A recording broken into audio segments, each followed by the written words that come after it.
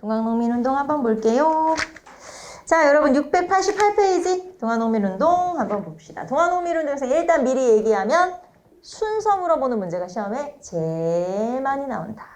그리고 그 순서는 여러분 교재에 한 장 넘겨보시면은 한 장이 아니라 694페이지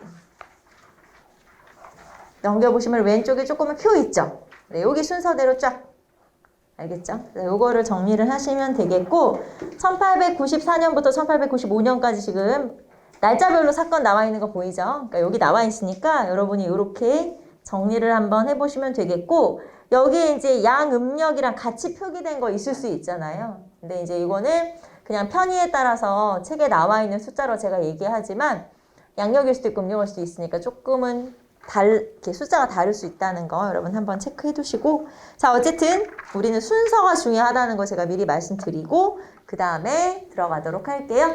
자 농민층의 동요와 동학의 확산으로 가보도록 합시다. 자 지금 이때 언제냐면 갑신정변 끝나고 나서 갑신정변이 1884년이잖아요. 그리고 갑신정변으로 개화에 대한 인식이 나빠져가지고 개화는 좀 지금 흐름이 좀 약화된 상태 그리고 뭐 중립화론이 있었고 막 그런 일들이 일어났었던 그 상황이다 라고 보시면 되겠죠. 자 그러면 농민층은 어땠냐 이제 지금 우리가 앞에서 무슨 갑신정변이나 이런 것들만 살펴봤지 농민층까지 구체적으로 보진 않았잖아요. 자 농민층 봅시다. 자 농민들은 삼정의 문란 배상금 여러분 배상금을 예를 들면 뭐 어떤 사건에 대해 배상금이 있잖아요. 그거를 나라에서 야 우리가 잘못했으니까 우리가 낼게 그런 게 아니에요. 결국에는 그것도 배상금 내려면 또 농민들한테 백성들한테 또 세금을 걷는다? 그러면 결국에는 그 배상금 하나 낼 때마다 농민들 주머니에서 또 돈이 나가는 거예요. 얼마나 짜증나겠어. 그래서 이런 배상금까지도 백성들한테 걷어갔다. 근데 그 전에 또 배상금이 또 몇 번 있었잖아. 우리가 아는 것만 해도. 그러니까 배상금도 힘들지. 일본은 경제적으로 침투하는데 일본의 경제적 침투라는 건 아까 말해서 무역량을 늘리는 거랬고 그럼 여러분 무역량 늘린다는 게 뭘 사가는 거예요? 우리나라에서 일본이 뭘 사갔죠? 쌀 사갔지. 쌀 사갔잖아. 결국에는 쌀을 사갔네? 그러면은 또 쌀은 부족해지네? 그럼 쌀값은 또 어떻게 돼요? 오르겠지? 그럼 또 나는 힘들어지겠지? 계속 악순환인 거예요. 말하자면. 그래서 그런 일들이 벌어지고 있는 상황이고요. 자, 그래서 농민층의 불안과 불만과 뭐 이런 일들이 벌어지게 되고 자, 일본은 경제적 입지를 강화했다. 왜? 정치적으로는 지금은 껴들 틈이 없거든. 왜냐면 청나라가 내정화섭하고 있잖아. 그래서 경제적 입지를 강화하고 무역을 독점한다. 특히 우리나라에서 뭘 사갔어? 쌀 사갔죠? 자, 그게 바로 입도선매라고 하는 건데 사실 입도선매라고 하는 단어의 의미를 우리가 정확히 알 필요는 없지만 이제 대강 제가 설명을 하면 이런 거예요. 여러분이 가난한 농민이라고 칩시다. 돈을 빌렸어. 근데 나중에 알고 보니까 그 돈이 누구 주머니에서 나간 거냐? 누구 돈이냐? 일본 사람인 내 돈이야. 내 돈을 빌려간 거지 여러분이. 그러면 나는 이제 여러분이 돈을 빌려갔는데 여러분이 이제 그걸 갚기가 어려우니까 여러분이 가지고 있는 땅이 있을 거 아니에요. 조그만 뭐 소작지든 뭐든지 간에 여기에서 쌀이 나올 거죠. 앞으로. 아직 몇 달 전이야. 쌀이 나올 건데 아직 익지도 않은 아직 수확도 안 한 요 땅에 대해서 수확물에 대한 권리를 내가 가져가는 거예요. 그리고 더군다나 싼 값으로. 그러니까 수확을 하게 되면 그게 상품일 수도 있잖아요. 품질이 좋을 수도 있잖아. 근데 이거를 가격을 낮춰서 싼 값에 헐값에 아직 익지도 않았어. 이제 자라는 중이야. 그 땅에 대한 권리를 가져가는 거. 이런 걸 입도선매라고 그래요. 그래서 이런 식으로 약탈적으로 빼앗아가다시피 무역을 한다. 이런 게 바로 요 시기 일본의 무역의 행태다라고 볼 수가 있고요. 자, 결국에는 농촌경제가 파탄을 가져오게 되고 파탄이 나게 되고 여기서 이제 방공령이라는 게 등장을 하게 되죠. 자, 방공령이라고 하는 게 뭐냐면요.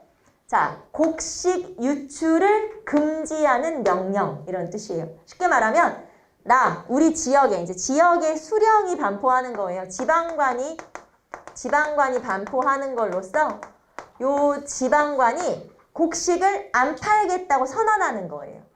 야, 우리는 지금 자연재해 있어가지고 너무 백성들 힘들어가지고 우리 이제 일본 너희한테 쌀 못 팔아. 선언하는 거. 근데 일본하고의 조약 중에 요거 쌀 너네 못 팔겠어? 그러면은 방공령 선언을 해. 라고 하는 조약이 있었어요. 그래서 요 방공령을 내릴 수가 있었어요. 그러니까 우리 너희한테 이제 쌀 안 팔 거야. 못 팔아. 쌀이 없어가지고 못 팔아. 이렇게 선언을 할 수 있었던 계기가 있었어요. 조약이 있었기 때문에 이게 가능한 거죠. 그런데 문제는 그 근거가 되는 요 방공령의 근거가 되는 조약이 조일 통상장정이라고 하는 조약이에요. 우리 나중에 나올 건데 이거는 1883년에 체결한 조일 통상장정인데 문제는 요 조약의 하나의 조항 중에 뭐라고 있냐면 너네 쌀 안 팔 거면 안 팔아도 되는데 단 한 달 전에 미리 통보해야 된다? 일본이 우리에게 이런 조항이 있었다는 거예요. 한 달 전에 미리 알려줘야 돼. 너네 만약에 안 알려주면 안 돼. 한 달 전에 미리 알려줘야 우리가 일본 상인들한테 말해서 일본 상인도 이제 손해를 최소화할 수 있으니까. 자, 그런데 이때 방공령을 내렸어요. 함경도와 황해도에서 방공령을 내렸는데 일본에서 뭐라고 했냐면 알긴 알겠는데 너네가 한 달 전에 알려준 거 아니잖아. 너네가 위반한 거잖아. 배상금을 내야지. 그래서 오히려 요 사건, 요 지금 1889년에 함경도와 황해도에서 방공령을 선포했을 때 오히려 일본이 우리에게 배상금을 내라고 해서 우리가 배상금을 물어줄 수밖에 없었어요. 그래서 실제로 방공령이라는 건 수십 번 발표가 된 거라서 우리가 다 기억할 수 없지만 왜 특히 이때 1889년이라는 연도를 콕 집어서 얘기했냐면 이때 우리가 오히려 배상금을 물어줬거든요. 그래서 이 방공령을 특히 딱 찍어서 얘기를 하는 거예요. 자, 어쨌든 이런 식으로 배상금을 낼 수밖에 또 없었고 결국에는 또 농촌은 어려워졌겠죠. 자, 그럼 이렇게 점점 먹고 살기가 어려워지니까 이럴 때 이제 꼭 어딘가 의지하고 싶어. 그래서 동학이 널리 퍼지게 되는 거예요. 너무 힘드니까 뭔가 이제 종교라도 좀 있어야겠다.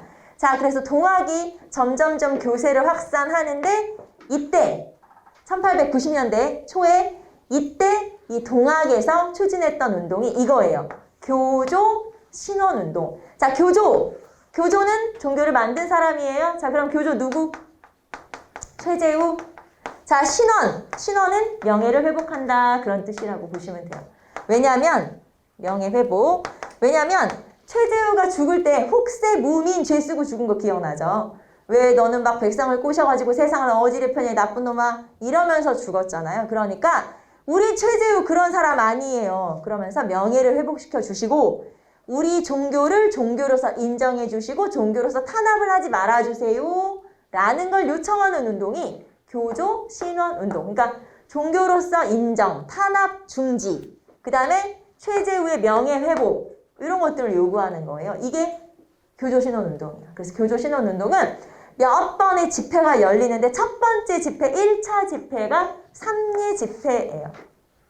삼례는 어디냐면 전라도 전주와 김제, 익산 뭐 어디 그 근처에 있는 지역, 조그만 지역 이름이에요. 그래서 그 지역에서 요 삼리에서 집회가 있었고 최재우의 신원, 명예를 회복시켜 달라 요구를 하게 되고 물론 실패했죠. 물론 실패했지만 1차.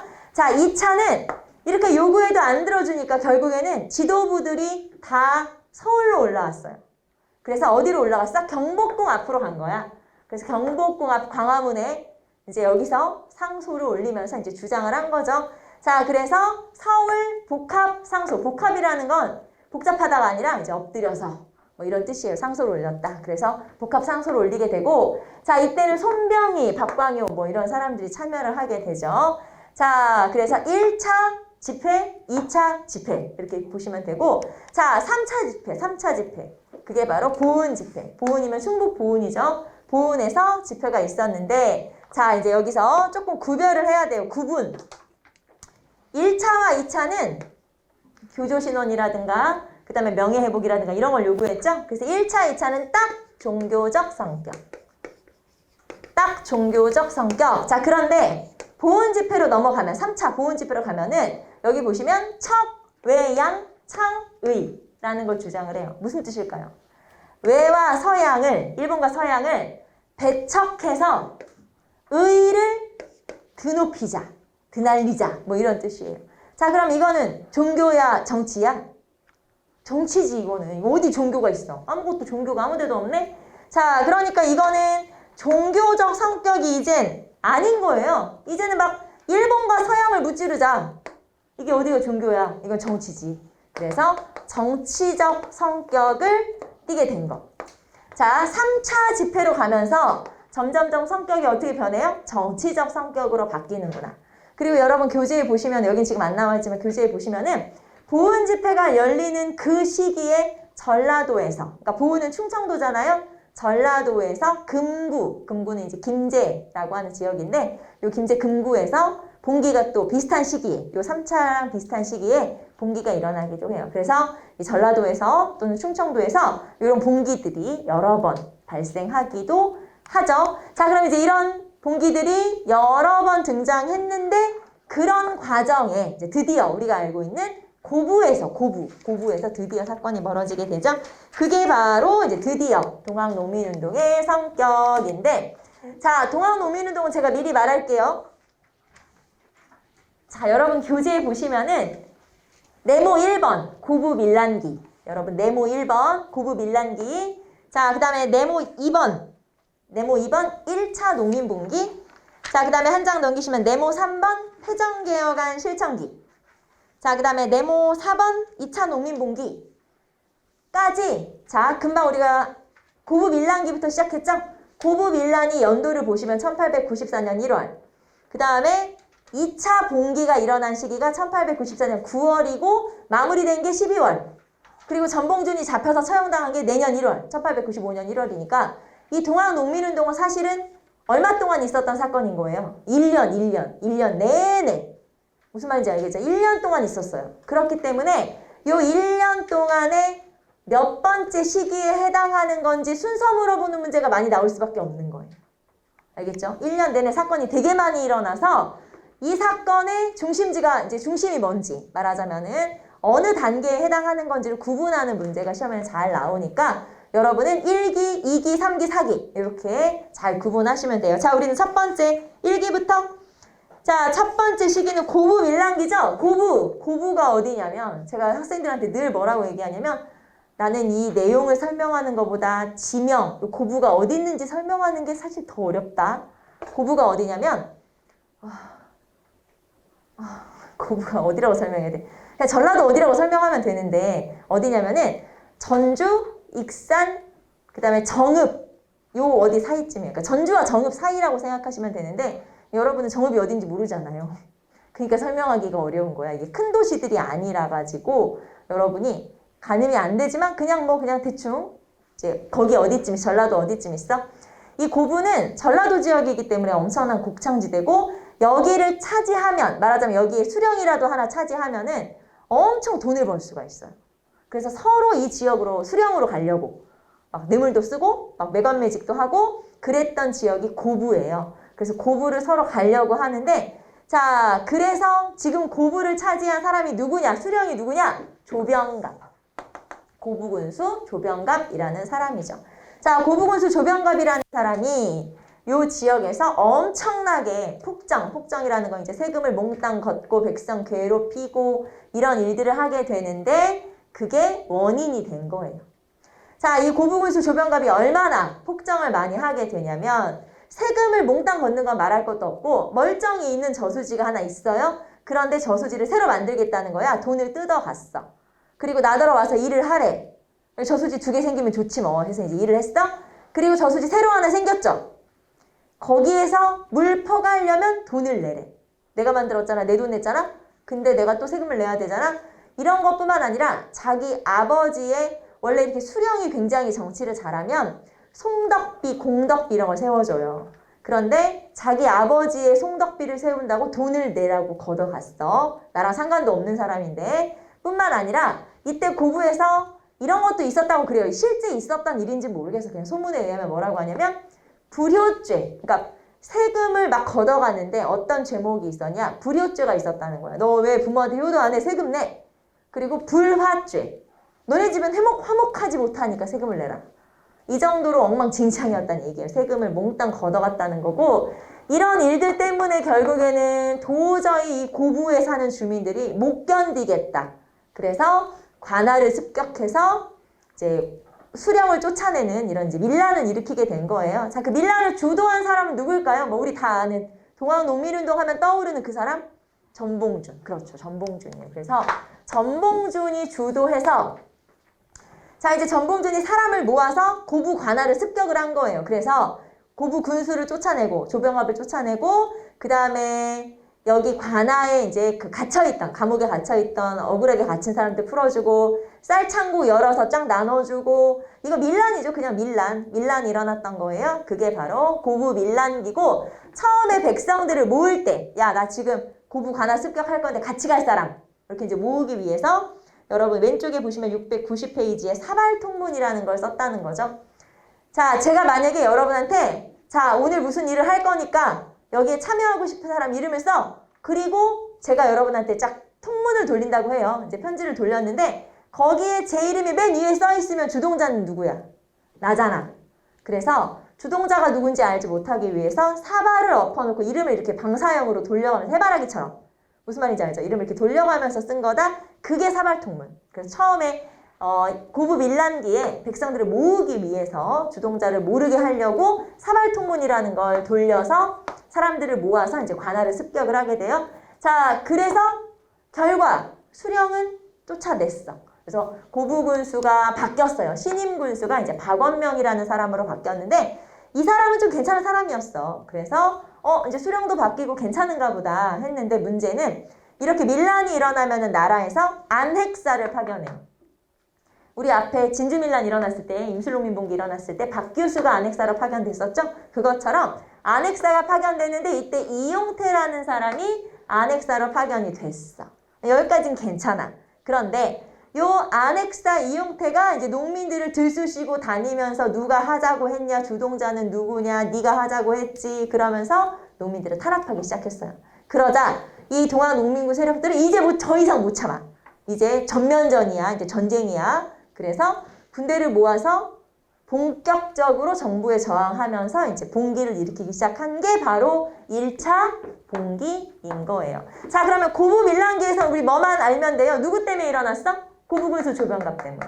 요거. 그 다음에 누가 주도했어? 전봉준. 요 정도 기억하시면 되고 그 다음에 1차 봉기로 갑시다. 자, 1차 봉기는 누구 때문에 일어났죠? 안핵사 이용태가 난리쳐서. 자, 그래서 안핵사 이용태가 농민들을 탄압했기 때문에 이게 바로 이제 1차 봉기. 시기로 하면 2기 두 번째 시기고 이게 이제 1차 봉기라고 하죠, 우리가. 자, 그러면 어떻게 전개가 됐냐 봅시다.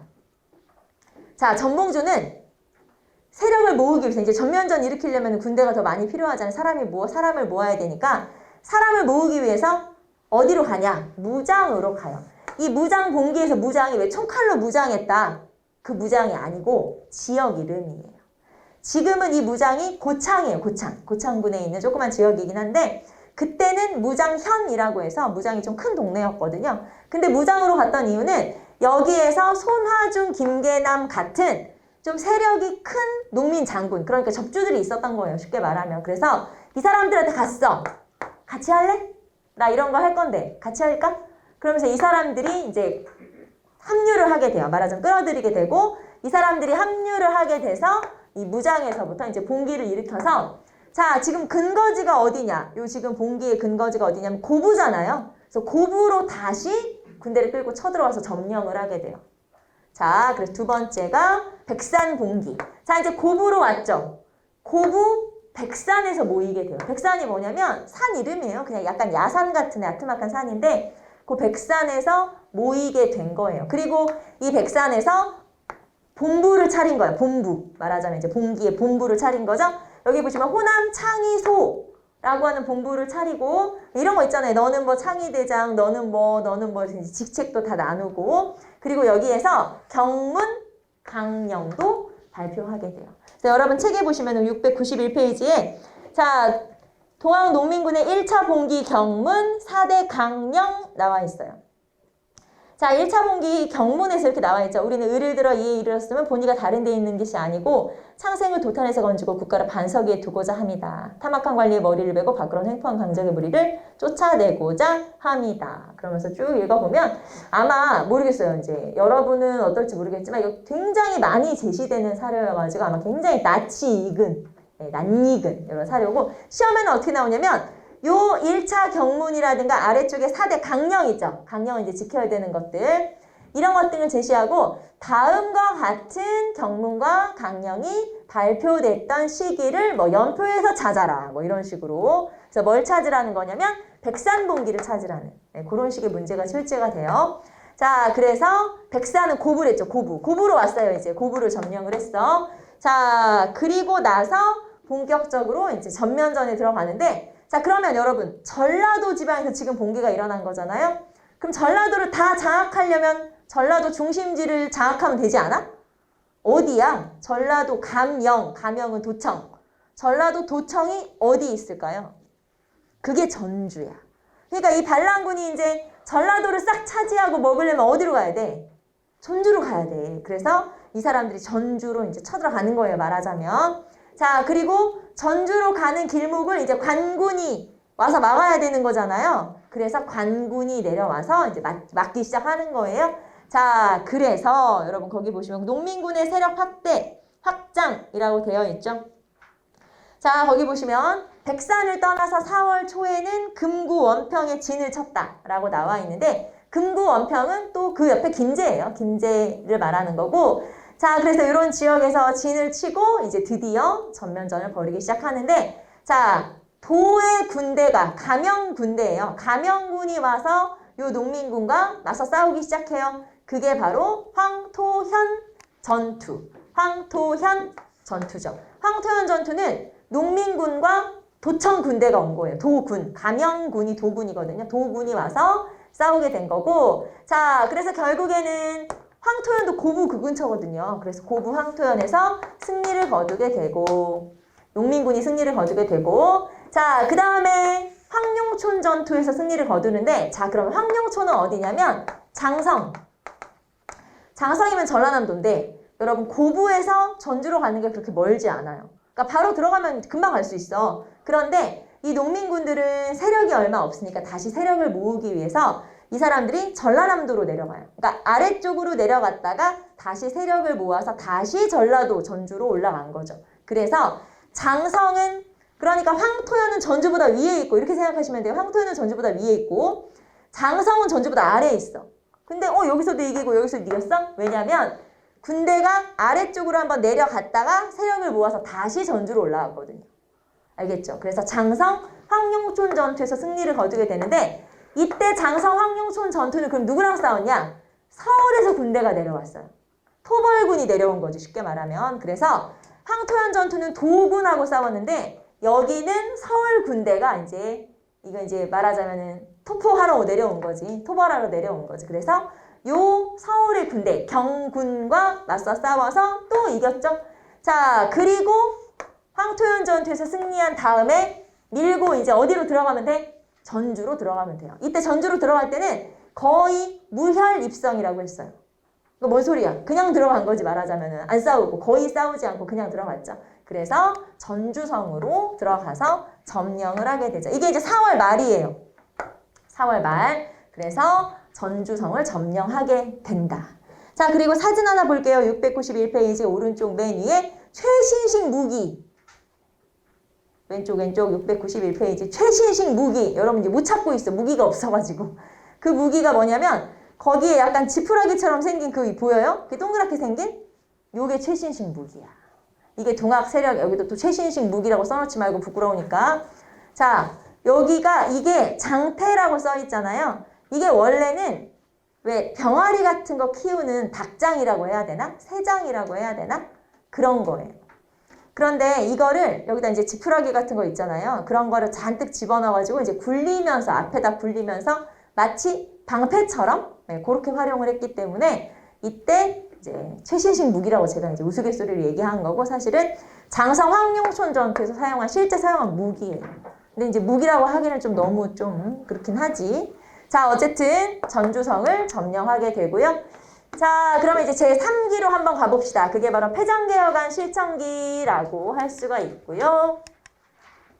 자, 그러면 전주성을 점령했어. 자, 이제 뒤집어서 생각해보면 농민 입장에서는 전주성을 점령한 거지만 정부 입장에서는 전라도를 뺏긴 거야. 폭도한테. 말하자면 전라도를 뺏긴 거나 마찬가지죠. 자, 그래서 역시 우리나라 군대는 누구에게 도움을 요청해? 청에게 도움을 요청하게 되죠. 자, 그런데 문제는 청나라 군대만 온 게 아니라는 거, 일본 군대도 따라왔다는 거. 왜? 무슨 조약 때문에? 텐진 조약 때문에. 앞에서 우리가 갑신정변의 결과 텐진 조약 기억나죠? 하나의 군대가 들어오면 상대방 국가에게 알려서 같이 들어올 것. 그게 텐진 조약이잖아요. 그래서 이번에 우리는 누구만 불렀어? 청. 그런데 일본이 같이 들어와요. 어쩔 수 없지, 연락을 했지. 들어오죠. 그래서 청나라 군대가 아산만으로, 일본 군대가 제물포죠. 인천으로 이렇게 들어오게 돼요. 자, 그래서 청나라 군대, 일본 군대가 다 들어와 버린 거예요. 그러자 농민군은 이건 아닌데? 그러니까 자신들도 일이 커질지 몰랐는데 일이 너무 커진 거지. 그래서 자, 어떻게 하냐? 그러면 우리 요구사항을 좀 들어줘라. 그러면 우리가 자진 해산할게. 그리고 외국 군대 들어온 애들 있죠? 청나라 군대, 일본 군대 나가라고 해라. 이제 사건 끝났으니까 나가라고 해. 그래서 외국 군대 철수 요청, 그리고 우리가 해산할 테니까 그 대신에 우리 요구사항은 좀 들어줘야지 패전개혁안이라는 걸 제시하게 돼요. 자, 그래서 여기 보시면 전주화약이라는 거, 금방 이제 우리가 했던 그런 얘기들을 약속하겠다. 그게 전주화약이에요. 그래서 전주화약을 체결하고 그 대신 개혁안 제시한다? 패전개혁안을 제시하게 되죠. 그리고 농민군은 자진 해산하게 돼요. 자, 여기서는 패전개혁안 알아두시면 되겠죠.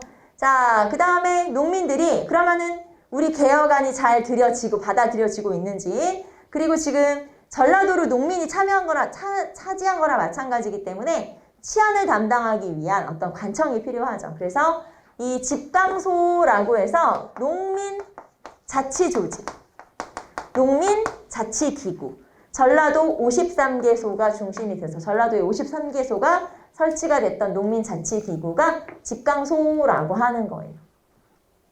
그래서 집강소를 전국에 실시하게, 그러니까 전라도에 5월 달부터 이제 설치를 하기 시작하죠. 자, 그리고 동학농민군의 패전개혁안을 봤어. 정부에서 봤지. 근데 정부 입장에서도 개혁을 하긴 해야 될 것 같아. 왜냐면 갑신정변 했을 때 그 젊은 친구들도 요구했던 게 있지. 동학농민 세력들도 요구하는 게 있지. 그래도 우리도 개혁을 하긴 해야 돼. 그래서 개혁을 하기 위한 기구를 설치해요. 정부에서는 교정청이라는 걸 설치해서 서서히 개혁을 해야겠다라고 생각을 하면서 청나라 군대와 일본 군대에게 이제 나가라. 다 끝났으니까, 사건 해결됐으니까 나가라. 이렇게 요청을 했어요. 자, 그런데 일본 입장에서는 이게 청나라 동그라미처럼 일본 입장에서는 이게 어떻게 잡은 기회예요.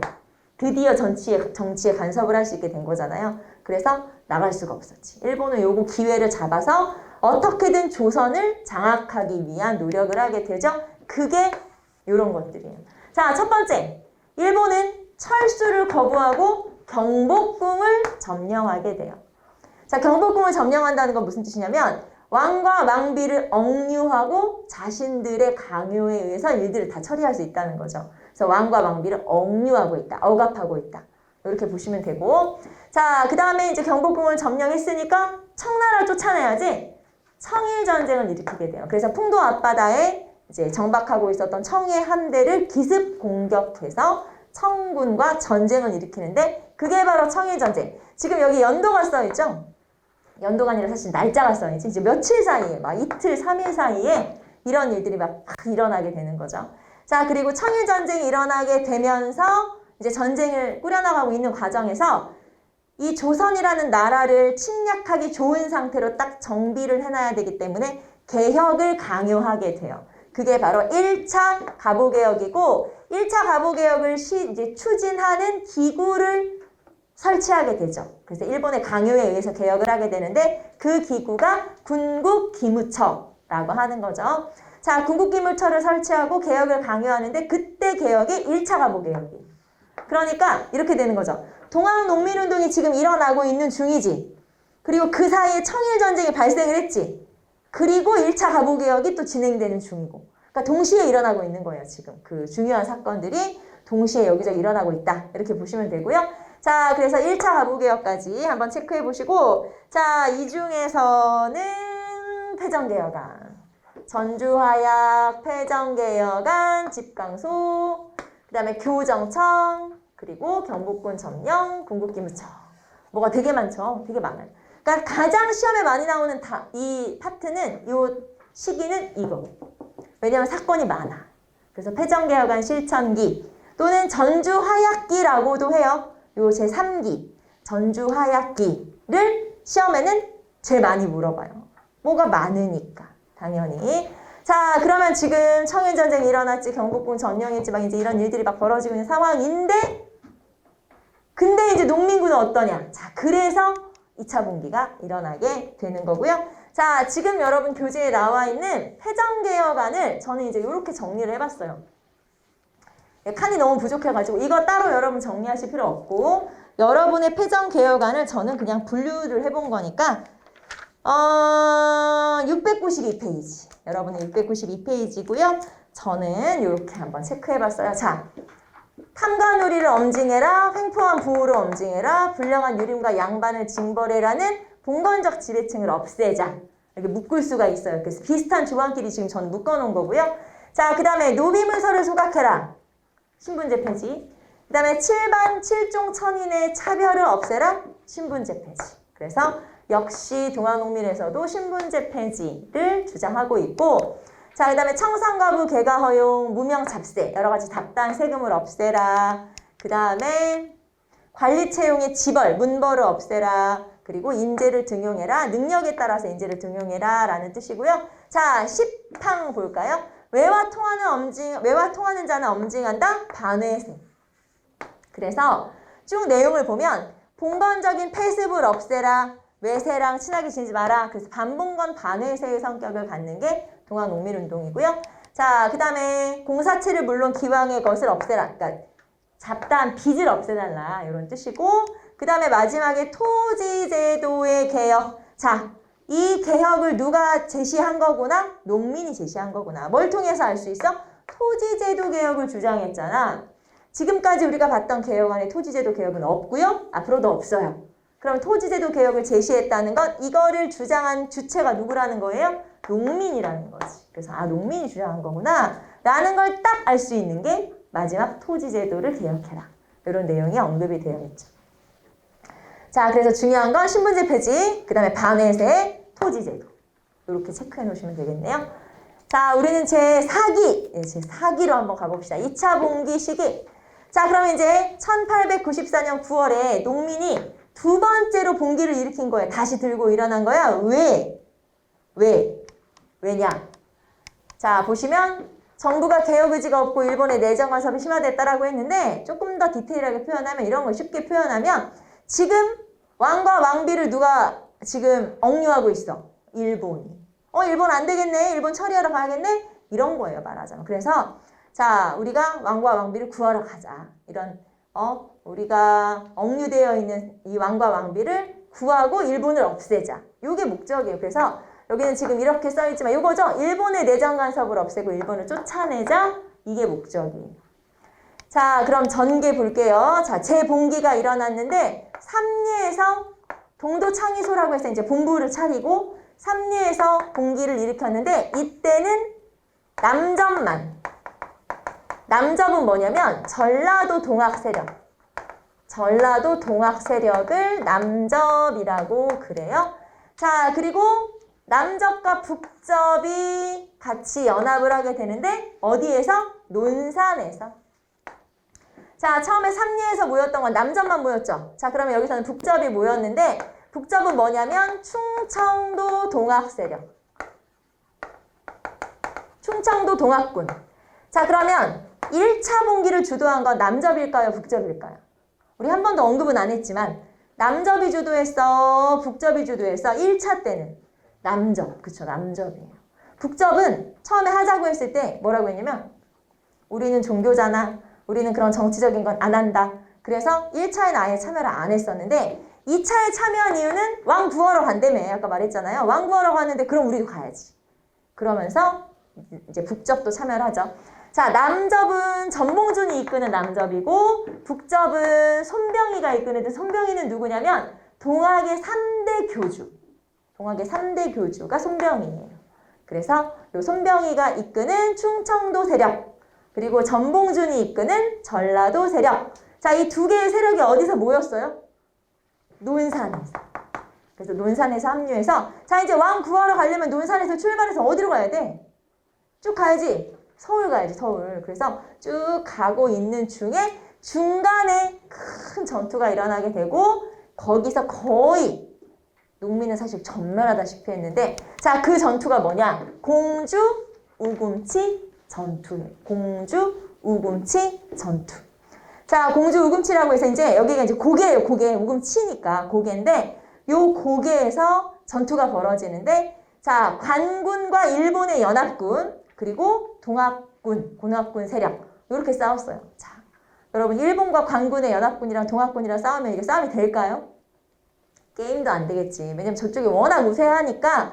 그래서 거의 이때 농민군은 사실 제가 몇 명 죽었다라고 말하기 어려울 정도로 막 기록이 막 다 달라요. 어디는 10,000명이 죽었네, 어디는 50,000명이 죽었네, 어디는 더 많이 죽었네, 이러면서 엄청나게 많은 농민군이 거의 뭐 제대로 싸워보지도 못하고, 왜냐면 뭐 너무 무기의 열세니까 결국에는 패배를 하게 되고, 자, 전봉준은 겨우 여기를 빠져나가서 나중에 12월쯤에 전라도로 다시 내려가서 잡히게 되는데, 전라도에서도 측근 세력의 밀고에 의해서 잡히게 돼요. 어처구니 없이. 그래서 결국에는 이제 이렇게 잡혀서 12월에 재판을 받고, 그리고 다음에 이듬해 초에 이제 처형을 당하게 되죠. 그게 바로 전봉준.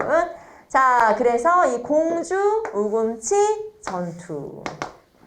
여기에 이제 재밌다고 표현하기는 좀 그렇지만, 이제 제가 들어본 일화 중에서 좀 뭐가 있는데 뭐냐면, 이 충청도 지역에 이제 역사 선생들이 여기 공주 우금치, 그냥 지금은 그냥 뭐 공원이라고 하기도 좀 그렇고, 아무튼 이렇게 약간 무덤, 뭐 이렇게 기념탑 같은 걸 조성해 놓았거든요. 여기 아마 나올걸요? 기념탑? 요 기념탑 같은 걸 조성해 놨어요. 이거 제가 사진 찍어 온 건데, 기념탑을 조성해 놨는데, 이제 여기 가서 이 농민군의 어떤 영혼이 서려 있을 거 아니야. 그러니까 요 지역에 영혼을 달래야겠다, 원혼을. 그래서 무당을 불러서 구슬 한번 한 적이 있대요. 그래가지고 무당을 불러서 이제 구슬 해주려고, 말하는 원혼을 달래야 되니까 구슬하려고 무당을 불렀는데, 무당이 구슬한 게 아니고 몇 시간 동안 계속 울기만 하더래요.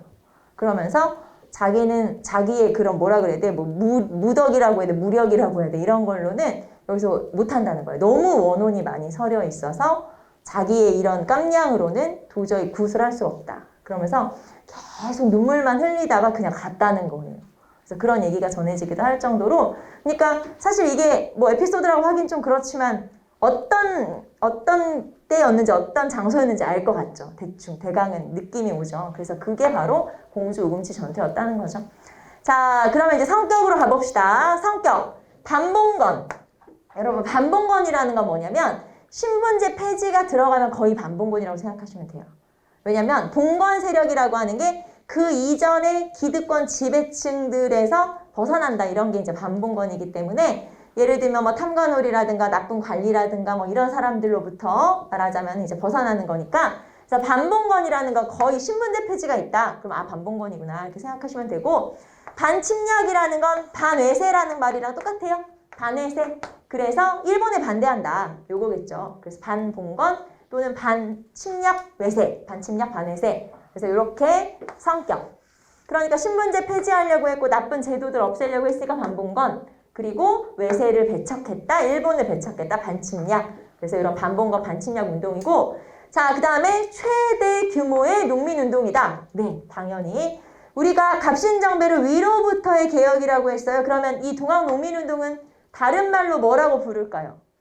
아래로부터의 개혁이라고 하겠죠. 당연히. 그래서 여기는 딱 민중들, 백성들이 주도됐기 때문에 당연히 아래로부터의 개혁이다 라고 표현하는 게 동학농민운동이고, 자, 그 다음에 영향 봅시다. 앞에서 우리가 요 시기에 갑오개혁 일어났다고 했죠? 그래서 갑오개혁에 이제 일어나기도 하고, 이 갑오개혁에 동학농민군의 주장 중에 일부가 받아들여져요. 그래서 갑오개혁에 반영되었다. 자, 그리고 나머지 세력들은 을미의병으로 가담을 또 하게 되죠. 을미의병이 1895년에 있었어요. 여기가 1894년에 있었잖아요. 그러니까 나머지 세력들 중에서는 을미의병에 가담하는데, 그럼 을미의병이 뭐냐? 명성황후 시에 반대하는 거잖아요. 그러니까 여기에도 이제 농민들이 참여하게 되니까 을미의병에도 가담을 하게 되죠. 자, 하지만 한계점. 근대의식이 결여됐고, 그러니까 뭔가 동학 농민이 다 들고 일어났어. 뭐 하려고 들고 일어났어? 나라 세우려고 했어? 그럼 아니잖아요. 그러니까 뭔가 앞으로의 그런 뭐 나라를 세운다거나 뭐 무슨 뭐 공화정을 뭐 한다거나 그런 거에 대한 생각은 없었던 거잖아요. 그러니까 근대의식이 결여됐다고 하는 거고, 그 다음에 너무나 무기가 열세였고, 그 다음에 지지 기반 확보가 어려웠다는 건, 자, 이 동학농민운동은 대체적으로 누구만 참여한 거? 농민만. 다른 계층이 참여한 건 아니잖아요. 그래서 지지 기반이 부족했다라는 건 그런 뜻이에요. 자, 여기에서는 2차 분기에서 남접, 북접 모인 곳은 어디? 논산. 논산에서 합류. 남접, 북접이 다 모였어요. 자, 그래서 남접, 북접 모였던 건 1차 분기, 2차 분기, 2차 분기. 거기에다가 공주 오금치 전투에서 패배, 대대적인 패배를 하게 된다라고 하는 거고, 반봉건 반침략의 성격을 갖는다라는 걸 알 수가 있죠. 자, 여러분 교재에 보시면은 694페이지에 우리 조금 전에 1894년에서 1895년의 주요 사건이라고 해서 쭉 나와 있다는 거 한번 쭉 읽어보세요. 쭉쭉 한번 쭉 읽어보시고, 자, 그 다음에 등장하는 게 가보개혁이죠. 자, 가보개혁으로 한번 가보도록 할까요? 조금만 더 해볼까요? 자, 가보개혁 같은 경우는 1차 가보개혁, 그리고 2차 가보개혁, 3차 가보개혁까지 있어요. 여러분, 3차 가보개혁을 다른 말로 을미개혁이라고 그래요. 그래서 1차 가보, 2차 가보, 을미개혁. 이렇게 보시면 돼요. 자, 그러면 봅시다. 자, 일본이 내정 개혁을 강요했는데 일본이 뭐라고 하면서 개혁을 했냐면, 야, 너네 내란 일어날지 모르니까 개혁해야 돼. 이런 식으로 말도 안 되는 이로 이제 그 구실을 갖다가 대면서 이제 개혁을 해야 된다라고 주장했고요. 자, 조선 정부에서도 자주적인 개혁을 하려고 1896년, 1894년 6월 11일에 교정청이라는 걸 설치했었죠. 그런데 이 교정청을 일본이 군국기무처를 설치하면서 없애버렸어요.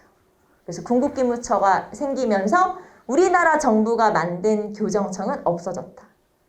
무슨 말인지 알겠죠? 일본이 경복궁을 점령하고 교정청을 없애고 그 대신 군국기무처를 설치했죠. 자, 특징이 중요하겠죠? 자, 일단 시험에는 개혁의 내용이 나와요.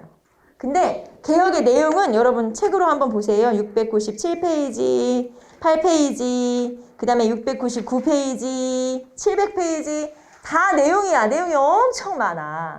그래서 여기서는 중요한 것들 중심으로 여러분이 주로 시험에는 1, 2차 구별하는 문제가 잘 나와요. 알겠죠? 1, 2차 구별하는 문제가 잘 나오니까 그 1, 2차 구별하는 걸 잘 하시면 돼요. 왜냐면 을미개혁은 몇 개 안 돼. 그래서 딱 보면 알아. 보면 몇 개 안 되기 때문에 여러분이 금방 골라낼 수 있지만 1차랑 2차는 엄청 헷갈리거든요. 그래서 1, 2차를 잘 구별하시면 괜찮다. 알겠죠? 자, 그럼 봅시다. 자, 가보개혁에서 1차 김홍집 내각이 구성이 돼요. 김홍집 내각이라고 붙은 이유는 김홍집이 영의정이었어요. 그러니까 김홍집 중심으로 돌아간다 라고 해서 김홍집 내각이라는 표현을 쓰는 거고, 자, 김홍집 내각은 1차 김홍집 내각, 2차, 3차, 4차 내각까지 있어요. 조금 이따 다시 정리하고. 자, 그래서 어쨌든 1차 김홍집 내각. 그 다음에 두 번째 흥선대원군이 섭정을 한다. 흥선대원군이 또 나타났어. 자, 우리 몇 번째 나타났죠? 흥선대원군? 세 번째. 첫 번째는 10년 동안 개혁할 때, 기억나죠? 10년 동안 막 자기 주도적으로 쫙 개혁할 때. 두 번째는 반란이 일어나자 고종이 와서 정리 한번 쫙 했잖아. 이모군란 때. 맞아요. 이모군란 때 잠깐 와서 개혁을 하다가 나중에 청나라 군대한테 잡혀가잖아. 납치돼 가잖아. 그래서 두 번째. 드디어 세 번째. 요때. 그래서 납치해서 풀려나서 3년 만에 와서 이제 소리 소문 없이 있다가 요때 한번 데려오는데, 그러면 흥선대원군을 이때 왜 데려왔냐? 이런 거예요. 지금 왕과 왕비는 일본에 억류되어 있어요.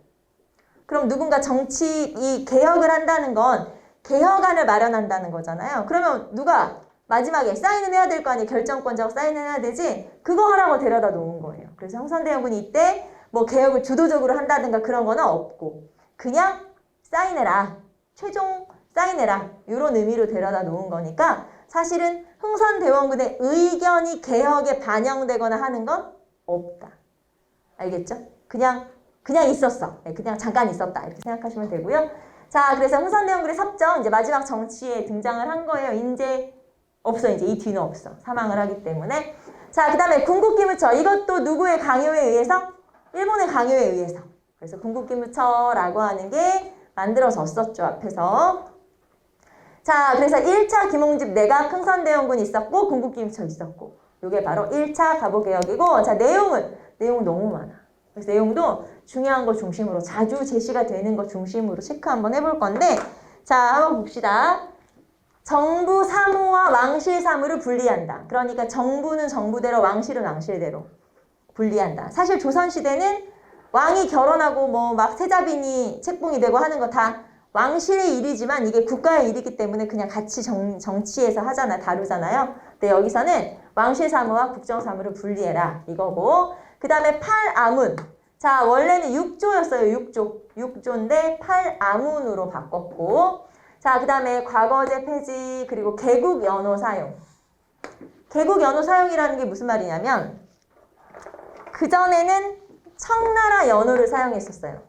청의 연호를 사용하다가 청의 연호를 없애고 개국이라는 연호를 사용했죠. 청의 연호를 없애고 개국이라는 연호를 사용했고요. 자, 그 다음에 경무청을 설치해서 근대 경찰제도를 확립했고, 자, 경제. 자, 재정이 일원화는 탁지 아문으로 재정을 일원화하죠. 자, 우리 앞에서 재정을 일원화하는데 재정은 호조에서 관할한다, 통할한다? 갑신정변에서. 그런데 여기에서는 재정을 일원화하는데 어디에서 일원화해? 그거는 탁지아문에서. 알겠죠? 탁지아문에서 재정을 일원화한다. 자, 그 다음에 은본위 화폐제도를 확립한다. 은본위 화폐제도는 그냥 여러분 은이 기본이 되는 화폐다. 은이 단위가 된다. 이렇게 보시면 되고요. 그래서 은본위 화폐제도를 실시했는데, 자, 신식 하얀색으로 쓸까요? 잘 안 보이니까 신식 화폐 발행 장정이라고 하는 법을 통과시킨 거예요. 신식화폐 발행 장정이라는 법을 통과시켜서, 자, 여기에서 은화를 발행을 했고, 은화. 자, 그런데 은화가 너무나 고액의 화폐이기 때문에 은화를 막 들고 다닐 수는 없잖아요. 그러니까 보조화폐로 백동화, 황동화, 적동화 등을 간행을 하게 된다. 요게 신식화폐 발행 장정 내용이에요. 자, 신식화폐 발행 장정이라는 법을 통과시켜서 은을 단위로 하는 은본위제를 실시했는데, 그래서 은화를 발행을 한 거예요. 근데 은화가 너무나 고액의 화폐이기 때문에 백동화, 황동화, 적동화 등을 발행을 하게 돼. 그래서 주로 이 시기에 쓰인 돈이 백동화 주로 많이 쓰이고, 그 다음에 이모글란으로 멜렌드로프 기억나요? 멜렌드로프? 아까 멜렌드로프? 그 사람이 건의해서 만든 돈으로 당오전이라는 게 또 있었어요. 당오전. 뒤에 이제 경제 파트 가면 나올 거예요. 자, 그래서 어쨌든 은본위 화폐제 실시. 자, 그 다음에 도량형 통일. 도량형이라는 건 자의 길이, 그 다음에 추의 무게, 뭐 한대의 크기 이런 거잖아요. 어떤 기준이 되는 것들, 그런 것들을 통일. 그 다음에 조세의 급납화를 실시하는데, 급납화가 세금을 돈으로 내도 된다. 세금을 화폐로 내도 된다라고 하는 거예요. 자, 그래서 여기에서는 탁지아문으로 재정에 일어나 은본위 화폐제. 네, 요 정도 기억하시면 되고요. 자, 그 다음에 사회 파트. 자, 사회에서 가장 중요한 건 신분제 폐지죠. 드디어 신분제가 완전히 폐지되는데, 자, 신분제 폐지라고 해도 되고, 우리는 이렇게 체크해 볼까요? 공사, 노비제, 혁파 또는 폐지. 공사, 노비제가 폐지됐어요. 그러니까 신분제 뭐 다른 신분도 폐지된 건 당연하고, 공노비, 사노비 제도도 완전히 사라지게 되죠. 그래서 공사, 노비 제도가 완전히 폐지되었다. 자, 그 다음에 조혼금지, 조혼. 어렸을 때 결혼하는 거 조혼이라고 하죠. 조혼금지, 과부제가 허용. 자, 조혼금지나 과부제가 허용은 어디서 아까 나왔었지? 패전개혁안. 동학농민운동의 패전개혁안에서 이거 나왔었어. 그러면은 여기에 반영이 된 거네? 갑오개혁에서? 네, 반영이 된 거예요. 그래서 이런 것들 반영이 된 거죠. 그래서 과부제가 허용, 조혼금지, 연좌제 폐지. 연좌제는 뭔지 알죠? 내가 잘못하면 우리 친인척까지 처벌받는 거. 그래서 이런 것들을 폐지했었다. 그래서 이게 바로 1차 가보개혁이고요. 자, 여기서는 특징이 중요해요. 왜냐면 좀 특징이 특별하니까. 1차는 좀 특징이 특별해요. 그래서 1차 기억하시고, 자, 나머지 개국 연호, 제정 일어나, 신분제 폐지 당연히 중요하고, 그 다음에 은본위화폐제도 이 정도 기억하시면 돼요. 그래서 이게 바로 1차 가보개혁이고요. 잠깐 쉬었다가 2차 가보개혁으로 넘어갈게요.